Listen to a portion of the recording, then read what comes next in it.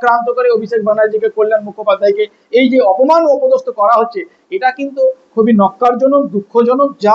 যে বা যারাই করুক, এটা কিন্তু মোটেই উচিত করেনি। এটা কিন্তু ভারতীয় সংবিধান বহির্ভূত কাজ বলে আমি মনে করছি। তো নিজে তারা যদি দলের লোক হয় তাহলে এটা চরমভাবে অন্যায় করেছে। আর যদি সাধারণ মানুষ হয় তো অন্যায় কিন্তু মেনে নেওয়াই যায় না, কারণ সে দোষী হয়েছে, তার জন্য আইনি ব্যবস্থা আছে। সে দোষী আছে, তার জন্য ভারতীয় সংবিধান আছে। সংবিধান অনুযায়ী গণতান্ত্রিক দেশে, গণতান্ত্রিক পদ্ধতিতে এবং আইনি ব্যবস্থায় যেটা হবে সেটা হয় দরকার ছিল। কিন্তু এইভাবে ডিম ছুঁড়ে, পাথর ছুঁড়ে, বিভিন্ন ভাবে অপমান অপদস্থ করা, এটা মনে হয় ভারতবর্ষের ইতিহাসে একটা নজির।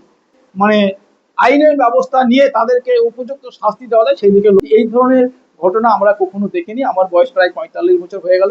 এটা যে বা যারাই করুক, হয়তো পার্টির, অনেকে ভাবছে পার্টির মধ্যে করেছেন, কে ভাবছে পার্টির লোকে করেছে, কিন্তু আমি ব্যক্তিগতভাবে একটা কথাই বলবো, যারাই করেছে খারাপ করেছে, যারাই করেছে এটা নক্কারজনক ঘটনা করেছে।